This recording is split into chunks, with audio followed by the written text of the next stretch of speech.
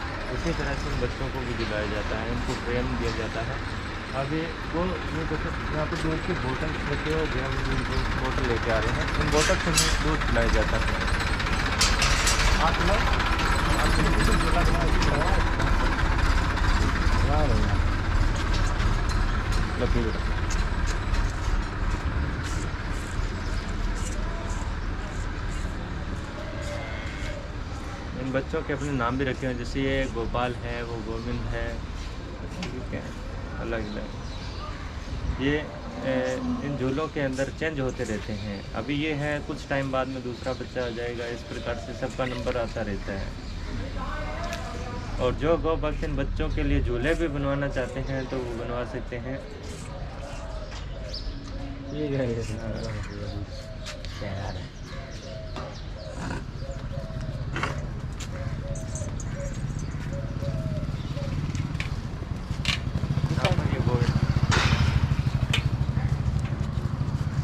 जैसे झूले पर भी आप नाम दे सकते हो, श्रीमान रमेश कुमार जी मरलेचा व श्रीमती सुतोजी मरलेचा व उनके सुपुत्र व सुपुत्रियाँ कृषिका मुंदिका आदित्य कल्पित मेहुल पृथ्वी मरलेचा परिवार द्वारा सप्रेम भेंट। ऐसे आप भी गौ माता के लिए ये झूले भेंट कर सकते हो।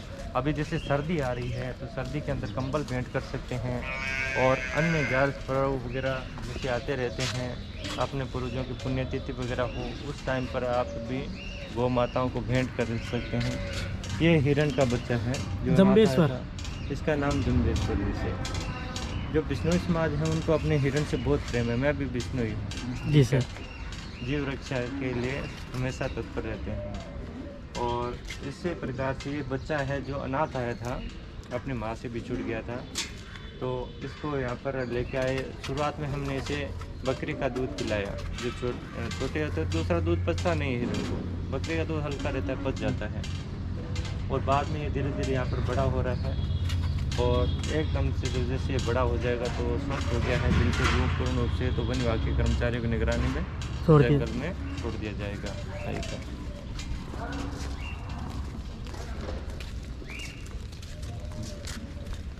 आगे आपको दिखाते हैं गौ माता का बिस्तर हो। जैसे अपने बिस्तर होते हैं उसी प्रकार से गौ माता के बिस्तर आपको यहाँ पर देखने को मिलेंगे। जैसे मैंने आपको बताया कि जैसे सर्दी का समय आता है तो पूरा वार्ड वो सामने फोटो में लिखानुसार बंद कर दिया जाता है। दरियों मखमली दरियों के पर्दे लग जाते हैं, वार्डों के चारों तरफ अंदर ठंडी हवा नहीं जाती और ज़्यादा बीमार गैया को कंबल उड़ाए जाते हैं वैसे। और जैसे सर्दी का टाइम निकल जाता है तो इन कंबल की अच्छी तरह से साफ़ सफाई करके, धुलाई करके, कट फट गए तो सिलाई करके, कपूर की गोलियाँ डाल के इनको प्लास्टिक बैग में पैक करके रखा जाता है। ये सब कंबल हैं जो अपने द्वारा आपके गौ भक्त है जो दान करते हैं उनसे खरीदे भी जाते हैं। कुछ लोग हैं जो कंबल डायरेक्ट भेंट करते हैं तो उन्हें उन कंबल का पूर्ण पुण्य मिल सके। अभी ये कंबल 1 साल भी अगर चल रहा, जैसे किसी ने गौ माता को उठाया आपने 1 साल ही चला तो उसका देख रेख नहीं हुई तो वो 1 साल में फट गया तो आपको उसका पुण्य 1 साल का ही मिलेगा। और इस प्रकार से सुंदर सुरक्षित व्यवस्था में रखा गया तो ये कंबल करीबन 3-4 साल चलते हैं और उसका पूर्ण पुण्य आपको प्राप्त होता है।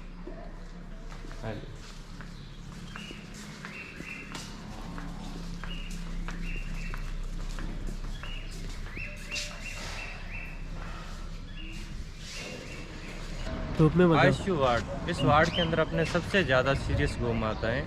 इस कदर बीमार गैया जो कोई खड़ी भी नहीं हो पा रही है, वो वाली सब गैया जिन गैया की एक्सीडेंट में रीढ़ की हड्डी टूट चुकी है, पेट टूट गए हैं, गर्दन मुड़ गई है, लकवा मार गया है और जो गौ माताएँ खड़े होने का थोड़ा प्रयास कर रही है तो उनके लिए लोहे की मशीनें हैं जिनमें इन्हें सहारा दे के खड़ा रखते हैं। जैसे ये लोहे की मशीन है, इस मशीन में अपने इन गैया को सहारा दे के खड़ा करेंगे।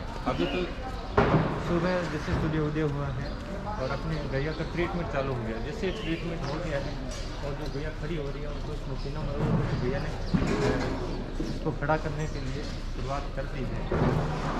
इस मशीन में ये खड़ा होने का प्रयास करिए, इसको बेड बनाया जा रहा है। बाद में इस गैया को इस मशीन में खड़ा किया जाएगा और इसके पैरों को मसाज दी जाएगी ताकि इसकी मांसपेशियों में जो जकड़न है वो खुल जाए और आराम से खड़ी रह सके। ये आईसीयू वार्ड है जिसके अंदर हम अपने खड़े हैं और इसकी व्यवस्था आप सुंदर साफ सफाई जैसे मैंने बताया है और वार्डों में आपने यहाँ पर भी देख सकते हैं। ग्रीन ड्रेस में स्टाफ है जो चिकित्सा सेवा का अंदर लगा हुआ है। सबका सब गौ माता को इस प्रकार से में गौ माता को खड़ी करते हैं, उनके पैरों को मसाज दी जाती है।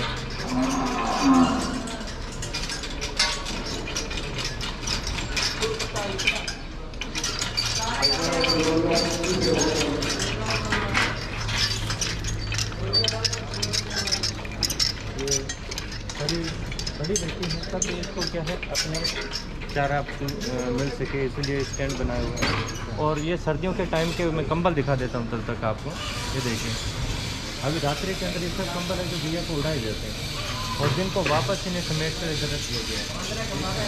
और ये जो बोरियाँ हैं ये प्रत्येक गौ माता जो गर्दन भी नहीं उठा पा रही है उनके गर्दन के नीचे बोरियाँ लगाई जाती है ताकि उनके मुँह में धूल मिट्टी ना जाए। अभी ये साफ़ सफाई का काम चल रहा है तो एक बार से बोरियों को साफ करके उधर स्टैंड पर रखा गया है और हाथों हाथ ये साफ़ सफाई होते ही उनके गर्दन के नीचे वापस से बोरियाँ लगने स्टार्ट हो जाएगी। खड़ा किया जा रहा है।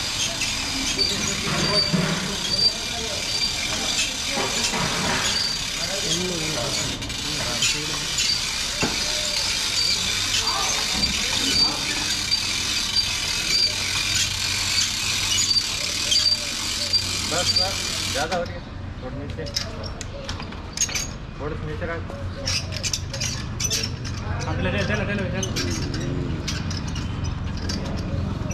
थोड़ा पैर में मसाज दो बाद में पेट टिकाए।